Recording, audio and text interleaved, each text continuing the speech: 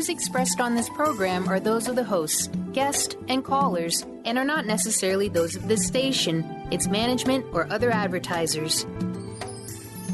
You're listening to Transformation Talk Radio.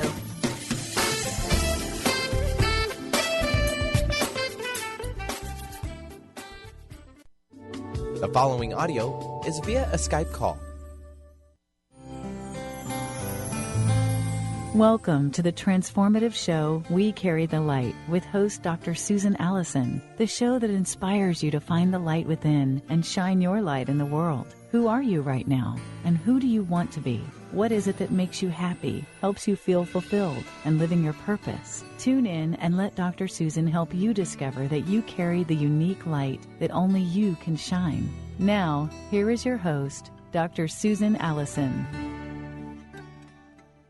Hi, everyone, and welcome to We Carry the Light. And yes, I am Dr. Susan. I am every week, but I always say that. I'm so happy you joined us today. So what has been up for you this week? My guest and I were just saying, it's always something. It's life that just keeps happening as we are making other plans. So for me this week, it's been up and down because I have a very important anniversary coming up. This next Monday, August 3rd, is the 2-year anniversary of my husband's passing. And I didn't even think of it for a while. I was like being compulsively busy and kind of controlling and in some fear about some things. And then it hit me, oh my gosh, that is what's up, is that the anniversary of his death is looming this next Monday. So there are still times, even in 2 years, when I just miss him so deeply and I have to cry. Because grief is not linear, is it? It's very much up and down, valleys and mountains. We're feeling great, and then we hear a song or something triggers us. We realize that there's another layer. So this week I've been uncovering more layers. And we had a guest a few weeks ago, Alexandra Kennedy, who told us that it's really great to create a sanctuary, a place in our homes where we can go and we can grieve, or we can feel, and we can write in a journal, and we can process what's going on for us. It doesn't have to just be grief. It could be anything. And I have a place like that. But this week, and I think from now on, I'm going to be going in my hammock. I have this beautiful hammock in my garden, and I lie there and look up at all these ripening kiwis that are on the vines above me. And remember my husband and I planting this whole place to look like the Garden of Eden here at our home. And I did a lot of crying in that hammock this week. So it helped. It helped me. I feel lighter. I feel able to keep going on and doing my life. And I'm honoring my incredible marriage and how much gratitude I have that Tom was in my life all the years that we spent together. It always seems perfect, whatever guest that I have, and this week it definitely is true, paralleling what I'm going through, but also probably helping you as well, since all of us go through difficult times, challenges, and loss. I know in Buddhism they talk about that we continually have loss and gain, like the ebb and the flow of the ocean tides. It's just what life is about. So our author this week is Kristine Carlson, and she's written several books, but she's also the author of Heart Broken Open. She has gone through her own passing of her beloved husband, Richard. In her book, she shares so much wisdom and does it from such a down-to-earth and real place. This is a real woman who in her book tells us the truth about her grief and about her own self-discovery. Kristine Carlson has previously captivated readers with her 3 New York Times bestsellers, Don't Sweat the Small Stuff in Love, Don't Sweat the Small Stuff for Women, and An Hour to Live, An Hour to Love, expanding on the success of her late husband, Dr. Richard Carlson's work. Kristine is continuing to share timeless wisdom in the Don't Sweat philosophy in celebration of mothers everywhere in her book, Don't Sweat the Small Stuff for Moms. Her best-selling book, Heartbroken Open, does help widows and people going through loss into the light of self-discovery. She is an active fundraiser for several nonprofits, an inspirational author, keynote speaker, retreat leader, transformational life coach, and she's even an ordained priestess, as is one of my friends, so I think that's incredible. She's currently launching a 12-week What Now mentorship program that includes membership in the Don't Sweat Sisterhood. You can find her invitations to these programs online at www.KristineCarlson.com, and Kristine is with a K. So, Kris, thank you so much for joining us today. Thank you, Susan. It's wonderful to be with you, and it's just an honor and a privilege. Thank you. Thank you. And for listeners who haven't read your book, and you're welcome to talk about any of your books on the show, but I'm particularly focusing on, your book about grief. I'm wondering why you wrote it. It's so raw and authentic. Why you wrote it, and what did you hope it would provide for readers? Well, that's a great question to start out with because, as I was alluding to in our earlier conversation, moments ago, I said that, had I been given the task to write this book where I am now, it would be quite difficult. But at the time, it was so healing for me to write about my journey. And I think that I was just so blown away about the process of grief, for one thing. And I was also blown away that there was such a contrast, and I don't know if you felt this in your grief process or feel this, but there was such a huge contrast from my life before grief, my life during grief, and also just how I felt, that I had all these just this well of feelings that I never really had access to before my loss, and the miracle of what that brought to my life was that I felt like I really woke up to life. Like I felt like in my loss, it was such a great gift, and it was just an amazing gift that I had been heartbroken open to feeling life so much more completely and discovering who I was in sort of that process of what I like to call an ego annihilation, and it just was so deep. And I think what made me really want to write the book was that there was something in me that was not only participating in my grief, but also witnessing my grief. And maybe it was all the training I had with Richard and every tool I had in my emotional tool belt, but I also felt that I was really divinely called to write this book, that it was more of a divine call to help others in grief. And I think because what I discovered is that as awful and horrid and horrific and unimaginable of going through that kind of loss as it was, there was equal amounts of treasures and gifts for my soul in the process of healing. And so I felt so that it would be such a tragedy, a worse tragedy for somebody to miss those gifts. Yeah. And have to go through that horrible loss and then miss the gifts that are present in it, So I just felt really called to share and make sure that as many people who felt called to read this book would not miss those gifts. Mm-hmm. No, I got that in your book. Your book is very linear, which I think helps. You start at the beginning of what happens when Richard dies, and by the end of the book, you're talking about your own self-discovery and your own gifts. And I think that actually doing that gives people hope.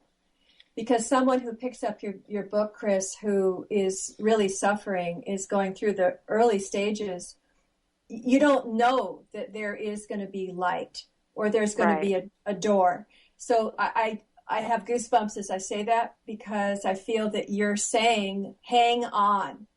It is going to get better. You are going to find what the gifts are and why this happened. I mean, and I hear you sort of nodding there. Yeah, I am not. I think because I kept a journal, when I started journaling really early on in my grief, and because I kept that journal, I had a really great content editor that I actually handed over my entire journal. It was something like 140,000 words, and wow. she took my journal and wove it into my manuscript. So that's why it's so like all the feelings and emotions and the threads are just right there, and they were so real. And I think, yeah, you're right that for somebody, like, I think the beauty of this book is that it creates the relationship with the reader so that they feel like they're, I'm with them and they're with me, and we're going through this journey together. And what I have known about people and what I know about people is that while the color of our lives is very different and unique in the events and the history that we have and we've shared, the fabric of our lives is very, very much the same, and how we're made is very much the same, and we go through very much the same things. And I think the less you feel isolated in that process of healing, the more you open to healing. And so I'm really grateful that you share that with me, because of course that was my hope in being so raw and uncensored and, just really authentic and raw. That was my hope, that it would create that kind of relationship with the reader. Yeah, no, it did. It did with me. It's the second time I've read it. I read it. Someone gave it to me when my husband passed. And then I decided, I really want to have her on my show. And then I read it again this week. And so I got something different each time. And I really appreciate your willingness and your courage to be that raw. And you also are bringing up things that we're all feeling and we're all going through and experiencing, but aren't always telling other people that we are. And because it's so messy, isn't it? And people, they almost get alarmed at the messiness of it. Like I know I've had some widows call me up and say, my family thinks I'm going crazy. And I say, well, you're not going crazy. It's just they don't understand that transformation is messy, that it's like being in a washing machine, and that, you are, of course, in the washing machine. So it doesn't look very neat and tidy to people, to onlookers looking in. No, it doesn't. In fact, you use the birth analogy in the book, and Barbara Marx Hubbard in her work uses the birth analogy that birth is messy, and, it doesn't even look like things are going to work out at times, and then finally you have this amazing baby that's born, and, you are birthing yourself in the process we're talking about, but birth is messy. It just is. And I liked that you had a chapter on that. Oh, yeah. It was so clear to me, because I remember when I had that first true wave of grief, and I was, wondering when it was going to happen and what it would feel like. And I remember when it took me to my knees in the driveway, and I just remember that feeling of like, oh my God, I've experienced this pain before. When did I experience this? And it just hit me so suddenly, I was like, oh my God, I'm in labor. Exactly. And then I realized, I'm like, oh my God, I'm in labor. Is this what? I'm like, but it was a longer labor. It was a 9-month labor. Yeah, it was a 9-month labor, not a 9-hour labor. Exactly. Well, for me, it's in a way been a 2-year labor, and so it's a lot to go through. And the miracle is there is birth. The miracle is that when we go through, and you have to go through, right? There's no other way out but through. Yeah. We come to this rebirth, really, of ourselves, as you mentioned in the beginning of the show. Yes, we do. And I think that that is the true beauty of what happens, is that, it's so hard because you can't tell somebody in the early stages of grief that in time your grief will be replaced with tremendous gratitude, and that when you feel that gratitude, you will feel so amazing, like almost as if you've had a horrid illness and you've been told that you have life again, and you feel like you have a new life, that you feel healthy and vibrant. And you just can't tell people that in those early stages because they can't hear it, because they're in such pain, and I couldn't hear it either. But there is a time when grief is replaced with tremendous gratitude. And I think when you get to that place, then you know that you are definitely on your true path to healing. And I hesitate to say that in such a loss that, I know that I have layers today that I still work through, and how it's impacted my ability to, even be in another real relationship or whatever. I'm still working through so many things on those levels, that I feel like it's just part of my lifetime curriculum now. It's just, life is different now, and sometimes I just shake my head and I say, whoa, this is such a weird life, Yep. Such an odd life. You say this in the book, and I could so relate. You did not sign up for this. This was not the way you envisioned, you and Richard, going on and, into your 80s, like being together and holding hands. And I had a similar marriage to yours, very similar, and a very similar man, actually, in terms of his gentleness, his kindness, his love, I had a very similar marriage. And I think when you've had that, you talk in the book about kind of hiding out with Richard, letting him shelter you and his arms around you and protect you. And I had absolutely the same experience. That's really shocking when they're not there to do that anymore, huh? It's very different. Life's very different. It's very hard. I think that the shock, I think that's a huge shock as well. That, oh my gosh, I have to do this myself. And of course, there's a blessing in increasing our spiritual power and becoming the women that we are meant to be. At the same time, in the early stages, it's pretty darn daunting. Oh, yeah. I mean, I don't know about you, but it just completely affected my sleep at night in the beginning and for months. In fact, I did some neurofeedback, and I realized through neurofeedback that from post-traumatic stress, my days and my nights had gotten all mixed up. And so my brain actually thought I was awake during the night and asleep during the day. No, so, it's true. Yeah, so I had to switch those around, and correct that I did so through neurofeedback, and it was super helpful.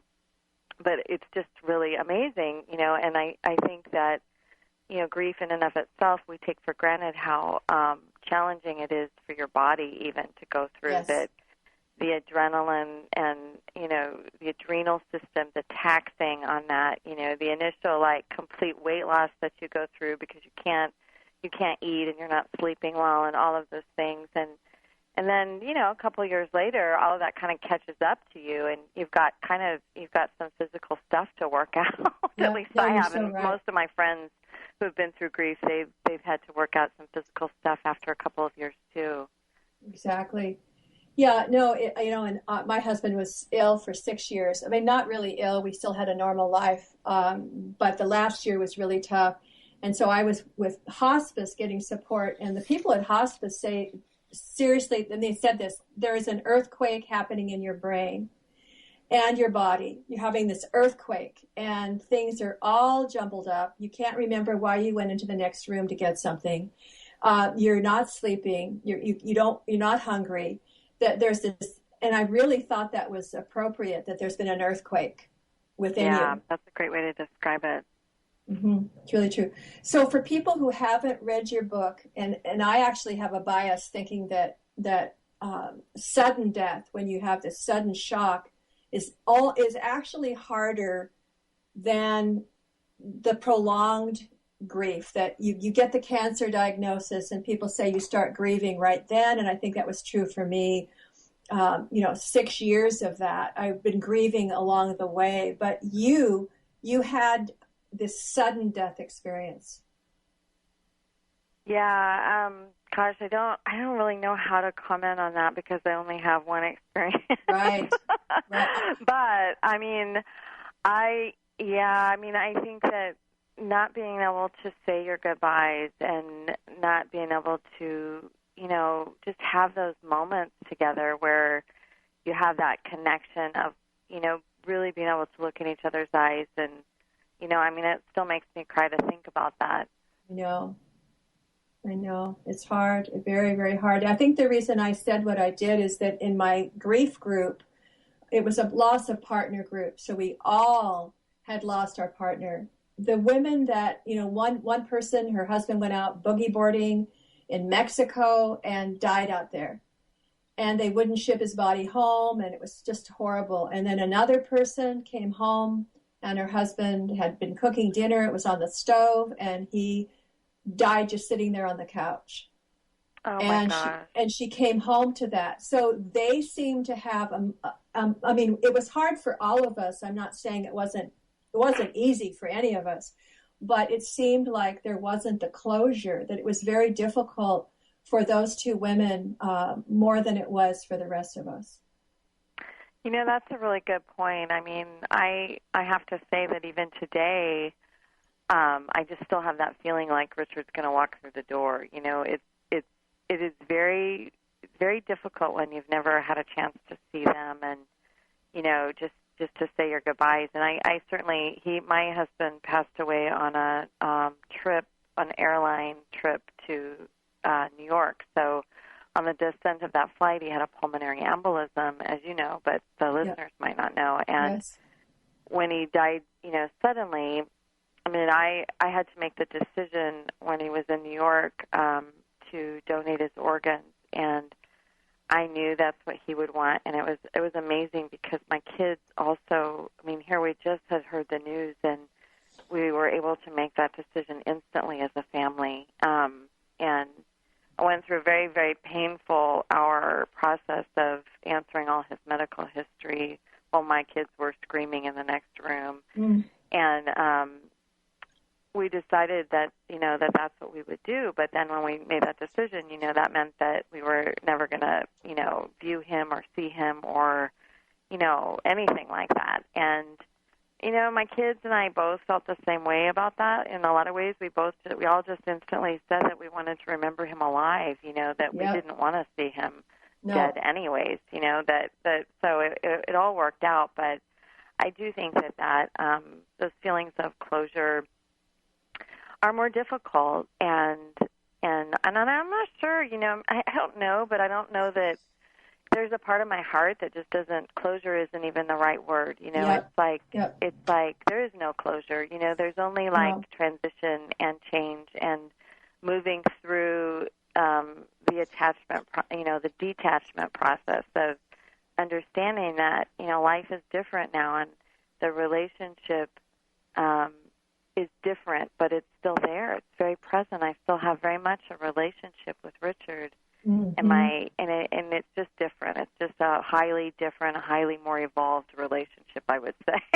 No, I agree. I have that with my husband. In fact, I have a book coming out in the fall called "You Don't Have to Die to Go to Heaven," and it's a shamanic book. I love that. I want to talk to you beautiful. about it another time. Yeah, I think you would love it. But it teaches people to do shamanic journey work to all the spirit realms and actually meet with their departed loved ones and guides and teachers and allies. I love that, Susan. I can't wait to read it. Oh, thank you. But I know that I have this connection with Tom, and I loved how in the book you talk about that you get messages from Richard. You get, you feel him, you hear his voice. He says funny things to you sometimes, like, lighten up, Kris. Yeah, like lighten up. Exactly. Like lighten up. You don't have to be, it would be something he would say in life too, but now, in this new form that he's in, it was very, very, very light. Exactly. Well, say more about that, because that also helps people feel more hopeful that, our partners, our loved ones, they are immortal. They are right here. We are embodied. We don't see them, but we can sense them. We can hear their messages. We can connect with them when we need help. Say something about that, because you do talk about that a bit in the book. Well, for me, that relationship in spirit world with Richard has really evolved over time, and it was really, really obvious in the beginning, like, because he was so close, and we were both just I was so open and so aware and feeling him so deeply, and I had so many experiences where I just knew they were just manifestations of his spirit and light in all sorts of different forms, and he was right there, and I was just like, wow, this is crazy. And, you know, and I guess I feel like there's this time, especially the first couple of years, where the veil is very thin, and and it's like their death has pierced that veil, and it almost, you know, in my own education, in my own soul education, it really showed me that life is truly a continuation, and that even though the spirit, you know, leaves the body, the soul leaves the body, the spirit remains, and his, you know, spirit was just all around me, you know, and now I feel like his journey is bigger, and in some ways mine is bigger too. It's a lot more subtle, and it's perhaps that I'm also more used to the feeling of it, you know, so that it's a lot more subtle. But I often have other people who are spiritually aware, and my friends just say, oh my God, Richard's right here. I can totally feel him. And even my friends who never had a chance to meet him in person, through me, they feel like they know him and know him extremely well, and often feel his guidance in their work, and often feel his guidance in situations that he's guiding from the other side. And you know, I think that's just really powerful, you know, when you can start to imagine that your loved one really hasn't left you, that they are just with you, and that maybe what happens sometimes is that we leave them, you know, because we're here so grounded on the earth, and we've got our earthly worries and concerns and our earthly life to attend to, you know, that it's really more a matter of tuning in and being open to hearing and opening to that, you know, continuing that relationship. Yeah, it's unending, it's infinite, it's immortal, really. And I have had many, many similar experiences as you are sharing. We do need to take a break. I love our discussion, but we will need to take a break, and we'll be right back.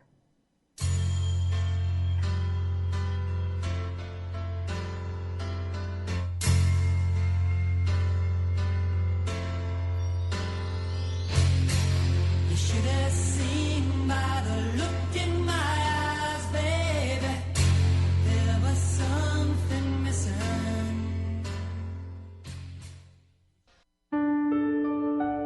Tune in to Prescience Life Radio with host Mia Simone. Mia is devoted to sharing her extensive knowledge on the invisible worlds of energy. Join Mia and discover the science of intuition and connect with your greatest gift. Start living in your potential today and every day by opening up to the power of inner knowledge. To learn more about Mia, visit presciencelife.com.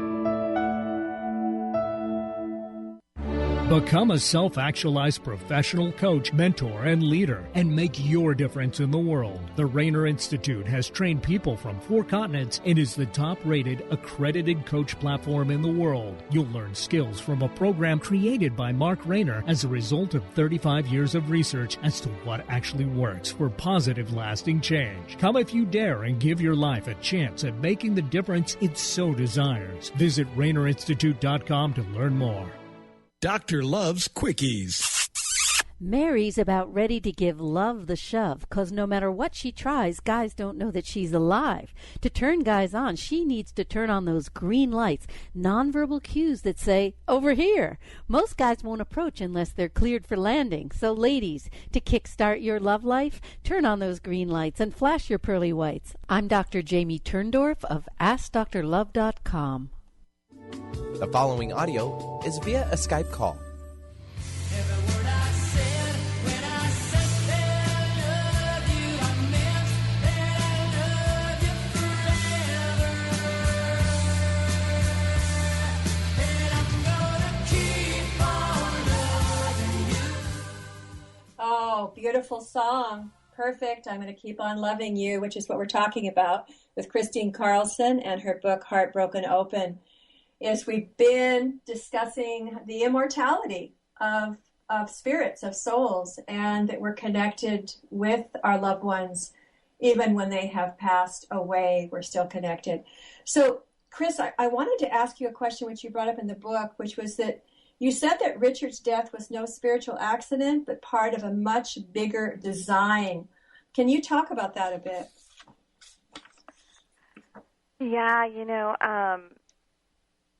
I just knew that, the way life works, that there's just really no accidents, that, that I had all these signs too, there were so many just, they always say, well, when it's odd, it's God, I love that saying, because Richard died on December 13th, and December 13th is St. Lucia Day. And it's St. Lucia Day is a Swedish holiday where they light candles all over Sweden, and they bring the light into the dark of winter. And Richard, of course, was Swedish, and St. Lucia was the patron saint of love and kindness, and also inspiration to authors.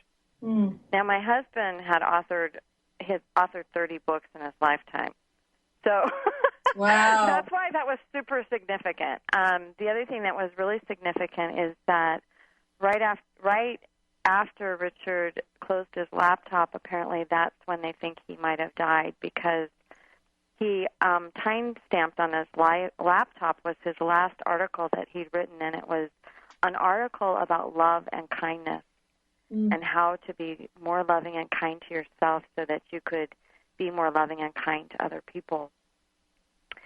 And, all of those things, they really showed me, those little things, like tuning into those signs, really showed me that this was, in fact, divine, and that Richard was really called.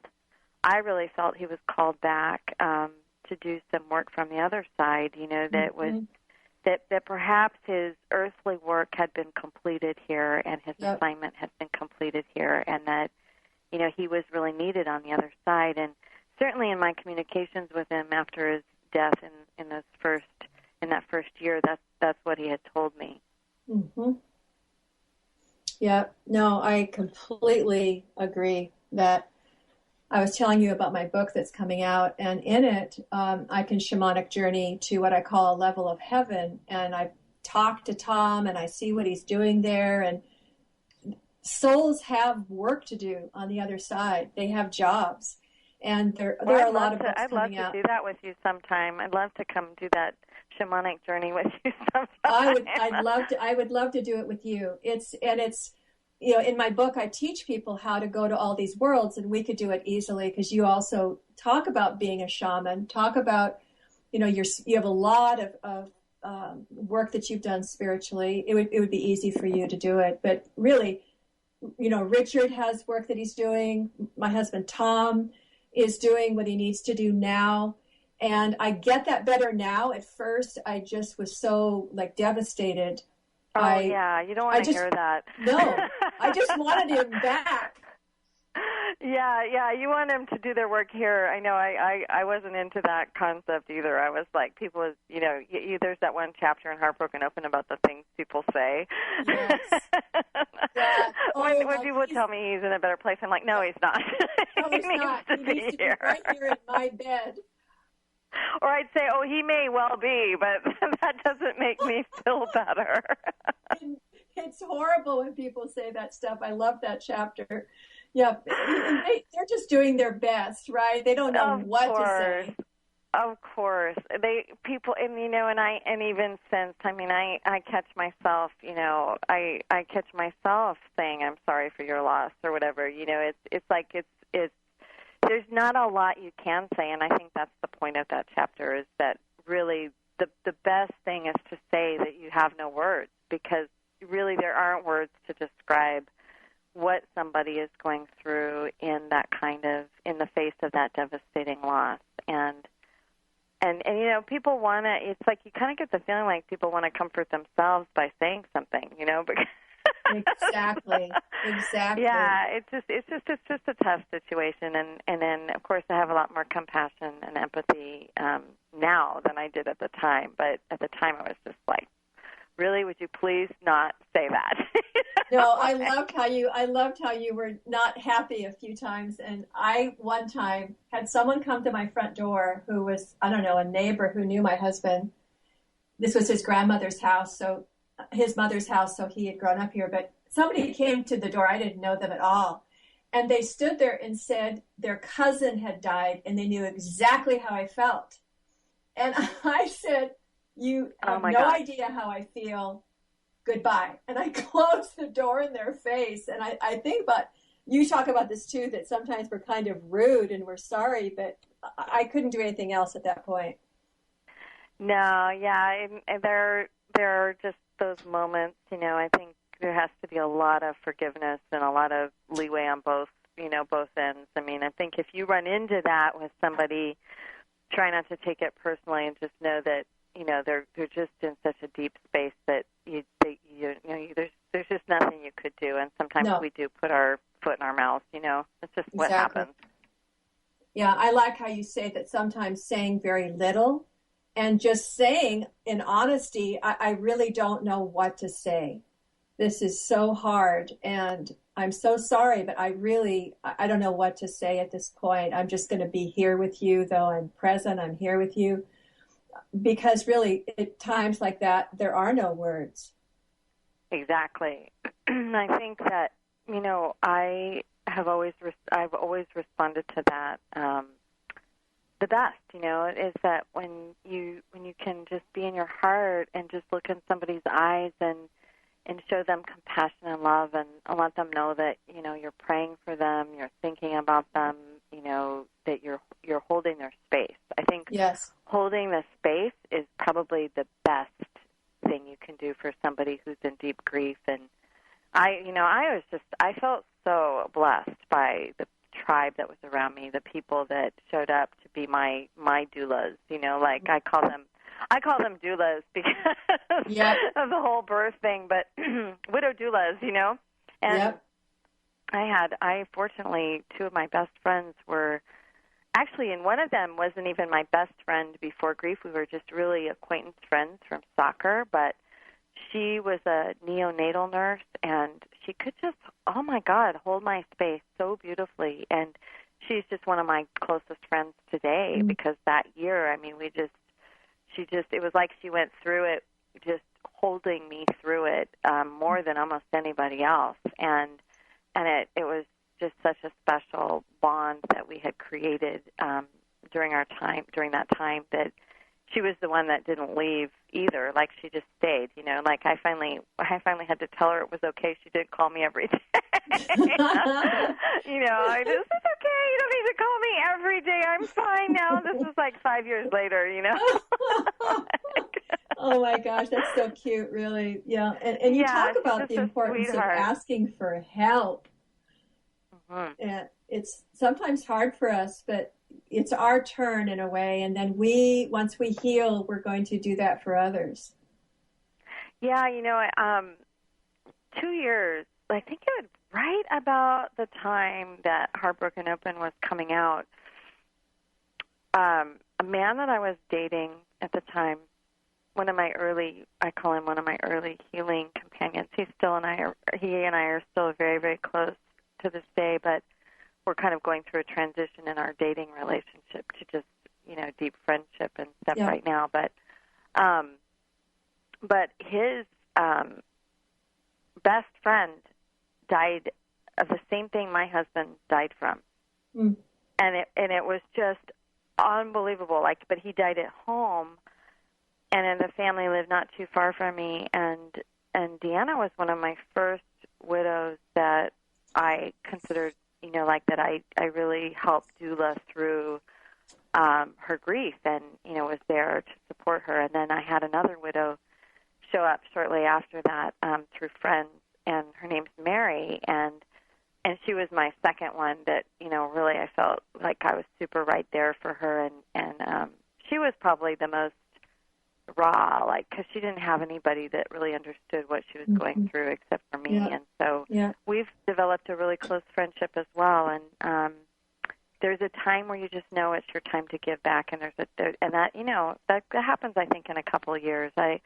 I mean, I don't know when it happens, actually. There's no rules for anything, you know? No, there are really no aren't any rules rules with the when you're grieving talking process. about loss. There really aren't. Yep, really true.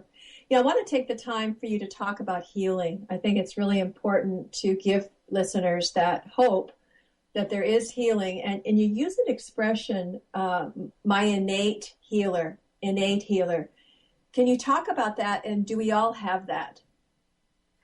Yeah, my innate healer came to me as an expression of that inner wisdom and guidance that really came through my body. I've always been a very physical person, like in the sense of physical fitness. I've been a runner. I've just been a physically active person my entire life, but I never really was completely in my body. And what I mean by that is I felt like I kind of held my energy out a lot. Like I pushed my energy out the top of my head a lot, and I wouldn't really rein it in my body as much. And I wasn't as grounded in my body. But something in grief, maybe it was because I felt my body so much when I wouldn't grieve. So I started really listening because crying wasn't a natural state for me. I hadn't cried in probably my whole adult life. Like I really didn't know how to cry. And so, Of course, I could cry golf ball-sized tears in grief. And yet it's still, I'd have to shake that loose from me sometimes. And so I started to listen to my body. And if I wasn't crying enough, my stomach would start to hurt. And I would just get this gnawing feeling in my stomach.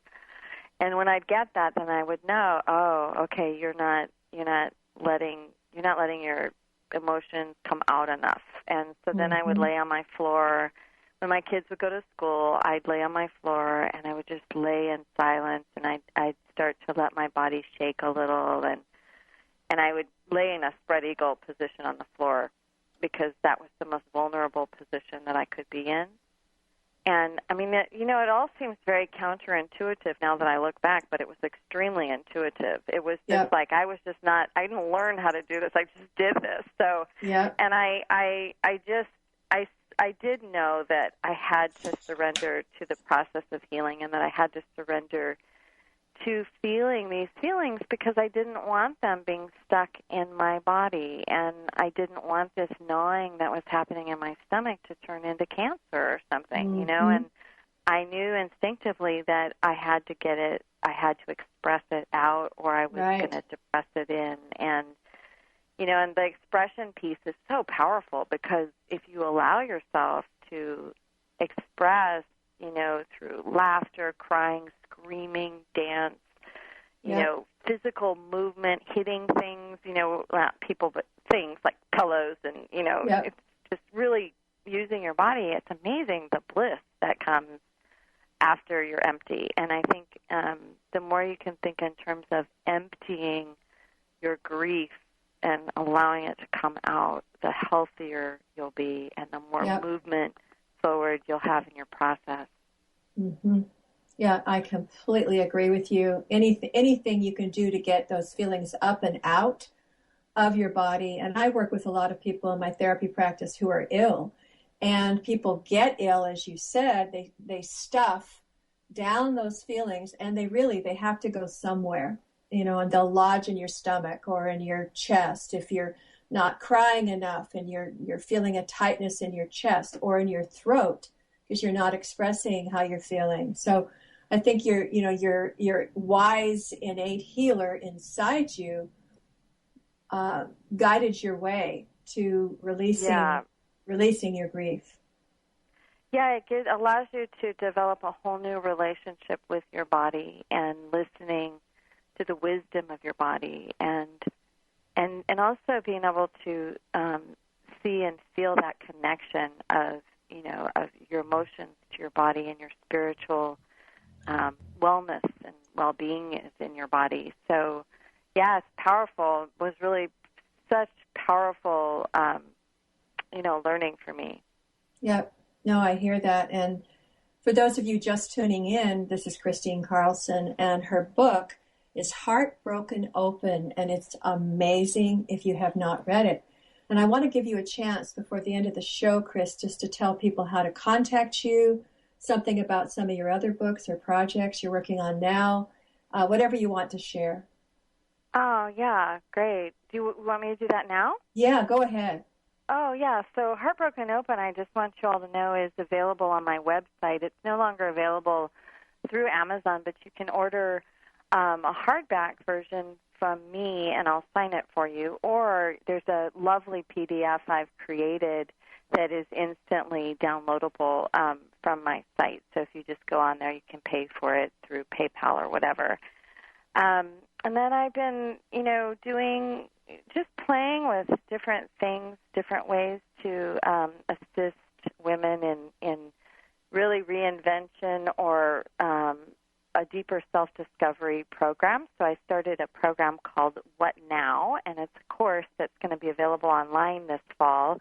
I have two ways that you can join my What Now program. You can do a self-study course online, and it's pretty much a 12-week course, or you can do the course with me and end with a retreat with me. It's more of a mentorship program where you have some one-on-one coaching with me, too. And you can find out about all of that at KristineCarlson.com, and that's Kristine, Carlson, Carlson.com.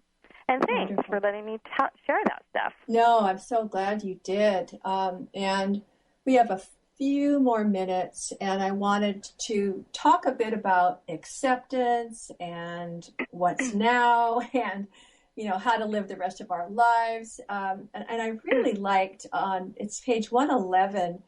I want to read what you said about acceptance, because this really hit home for me. You say, "It is what it is. All pain, personal and physical, comes from wishing things were different than they are. Learn to accept life as it is, not as what you thought it should be, expected it would be, or want it to be. For that is the true secret for living a happy, contented life." So how about acceptance? Is that the key? Yeah. Well, I think that it definitely does seem to be the key to the doorway out of grief. That Yep. When you finally get to a place where you can accept your loss in a way that it's integrated into your life, that acceptance to me doesn't mean that you move on in a capacity where you've just suddenly, you never think about it ever again or whatever. It's not like that. Acceptance just means that you've integrated the idea and really processed the idea that you're going to be living a new life now, and you're going to have a new relationship with this loved one that you've lost, and that this person in this life is not coming back in this life, and it's not going to be, your life is going to be different, and you have to, be able to move in and step into that new life. And to me, when you're able to do that, we have to step into life anyways, right? Don't you agree? Your life doesn't stop. You're still breathing and eating and sleeping and living. So, but when you really opt in and you say, okay, I'm going to do this. I'm going to put my best foot forward from this point on, and I know that I'm doing this in a new capacity, and it's a new life. I think that's when you feel like you've reached acceptance. But that line that you read is really, whether you're in loss or not, we have to accept in many terms that life is the way it is. And that's right. And there's lots of different ways that throughout our lifetime we're going to be given challenges, and really whether it's how much you suffer or not depends upon the mindset that you're in, and how much you can work with what you're given. It's like life doesn't happen to you. It really kind of happens for you. And I think the more you can adopt that attitude, the better off you are for it. And you're not going to be so devastated when things, come your way that are challenging. Completely agree with you. I love that passage I read, because I don't know, maybe a couple months ago, well, more than that, I had a guest on my show who is an amazing therapist in New York. And during the break, she said to me, I told her I was widowed and she is too. And she said, "Oh, sweetheart, the problem is you're in love with someone who's dead." And it was like a bolt of lightning hit me in the forehead. And my heart just like, it was just boom, it was just open. And I was like, had a hard time for a while after that, but it got me to a Buddhist retreat and talking about non-attachment, because I was attached to his being back here. I was attached. Yeah, I was, and I read that in your book as well. And that was causing me immense suffering, that I could not accept what is, that this is the way it is. I could not accept that he was gone. I wanted him back. And until she said that to me, it was brilliant. What is that? 7 words, and it changed everything. Oh, that's great. That's amazing. Changed everything. So and also, I would say too, it's all right to be in love with somebody who's not present in body and form, as long as you're not, attached to the outcome of that. Then exactly. It's totally fine to be in love with that person. You'll be in love with that person for eternity. Exactly. No, I am, and you say that too. You say you will always love Richard. He will always be here for you and be that parachute, as you describe it. And I do love how you said that, the question, will anyone ever love me like this again? And that was a fear that you've had. And yet you realized that who is it that loves you? Right. You. Yep. Yeah. That you always have. There's so many things that, I think that when you go through young love, like I did, and it sounds like you did too. Like I met Richard when I was 18, so it wasn't wasn't even a mature adult yet. No. So I think back, and I think, you have all these, you just grow together in such a way where you're almost like one person, because you've grown up together, and then suddenly one day they're just gone, and you literally feel like, it, in some ways it catapults you back to that, catapulted me back to that 18-year-old girl, and many of the insecurities that I had came up, that were just sort of blanketed and covered with this amazing relationship that I had with this really solid man, Yes. and the opportunity really I saw was that I could now grow into a complete woman in a way that there's no way I could have grown into that complete woman with a man like Richard that I loved so dearly and deeply, that we grew together, but those incomplete things were still incomplete in me. And now as a woman now 52 and almost 9 years after my loss, I can honestly say that I've grown up, and I've owned my life, and I've owned every aspect of my life, and I've done that, and that's been the opportunity. That really has been the opportunity, and that's right. It's your gift, and I haven't filled it, with another partner right away or anything. I've had companionship and male companionship, and I love male companionship. I love having male friends. I love having lovers. I mean, it's all wonderful, but I haven't wanted, and I haven't been ready to allow a man to step into my life in that side-by-side partnership. And I'm not sure that that's my destiny. I have no idea at this point. Well, you don't know yet. And I want to continue this conversation. You and I will talk later. And I just am so happy you were on my show. You've been listening to the transformative show, We Carry the Light, with host Dr. Susan Allison, the show that inspires you to find the light within and shine your light in the world. Who are you right now, and who do you want to be? What is it that makes you happy, helps you feel fulfilled, and living your purpose? Tune in every Thursday, 10 a.m. Pacific, and let Dr. Susan help you discover that you carry the unique light that only you can shine.